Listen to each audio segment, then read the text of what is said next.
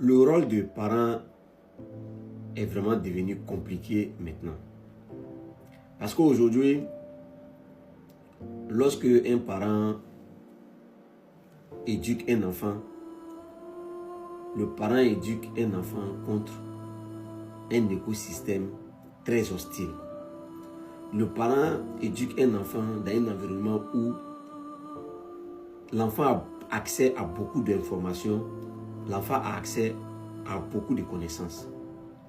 Maintenant, si toi tu es le père ou bien tu es la mère et que ton niveau de connaissance d'un certain nombre de sujets est restreint, pendant ce temps, quand les enfants sont adolescents, ils passent 80% de leur temps sur leur téléphone. Si c'est peut-être pendant l'année scolaire, tu vas réduire un peu le temps d'utilisation, mais pendant les vacances, l'enfant va avoir accès à un certain nombre d'informations de toutes sortes, tu ne peux pas imaginer.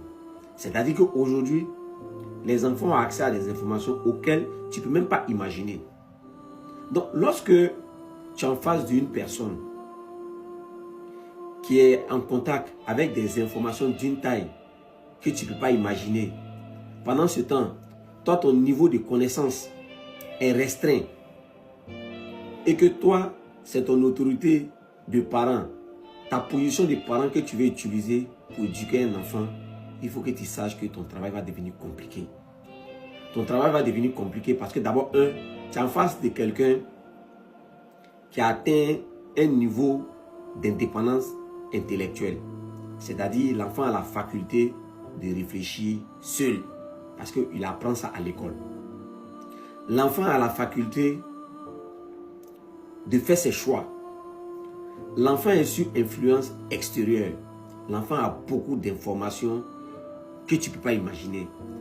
Mais si toi, tu n'es pas cultivé, si toi, tu ne sais pas communiquer, si toi, tu n'as pas cette faculté-là d'avoir le discernement pour comprendre que tu es en face de quelqu'un qui est peut-être mieux informé que toi, tu veux l'écraser, tu veux l'imposer par respect, l'enfant il va t'écouter.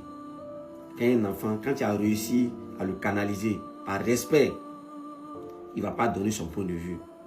Mais pour ceux qui n'ont pas été canalisés, ils vont te défier. Ils vont se rebeller contre toi et vous allez vous retrouver dans un conflit. Et en faisant cela, le mur de méfiance va s'installer en vous. Et au fur et à mesure que le mur de méfiance s'installe en vous, vous allez vous retrouver toujours dans un blocage. À un niveau donné, tu vas penser que tu ne reconnais plus ton enfant. Tu vas penser que ton enfant est devenu ton ennemi. Vous allez vous retrouver dans une guerre. Et toi aussi, comme tu n'as pas l'humilité de comprendre que vous êtes dans une situation où l'enfant pense que tu as tort, parce qu'il a plus d'informations, parce que tu as perdu l'influence sur lui, parce qu'au moment où tu devais avoir de l'influence sur l'enfant, tu as laissé cette période-là passer. Au moment où tu te rends compte que l'enfant est en train de s'éloigner de toi idéologiquement, c'est en ce moment que tu veux rattraper. Mais malheureusement pour toi, tu n'as pas la méthode. Malheureusement pour toi, tu veux utiliser la violence. Or, il se trouve que l'enfant a acquis cette indépendance émotionnelle et intellectuelle. En plus de cela, l'enfant a accès à beaucoup d'informations. Si tu vis cela, tu dois revoir ta méthode de discussion. Si tu vis cela, tu dois changer ton mode d'éducation. Parce que l'autorité vient de la soumission.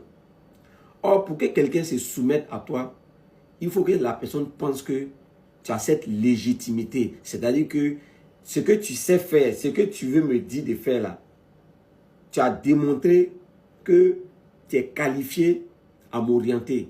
Mais si sur plusieurs actions, sur plusieurs sujets, l'enfant voit qu'il prend le dessus sur toi, mais comme tu es le parent, tu veux l'imposer, à partir de ce moment, tu n'as plus la légitimité devant l'enfant à lui donner des informations. À partir de ce moment-là, ton autorité va sauter.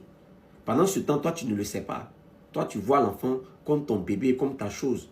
Tu vas vouloir l'imposer. ça ne va pas marcher. Si tu as compris cela, bonne journée à toi. Et à très bientôt pour notre prochaine vidéo.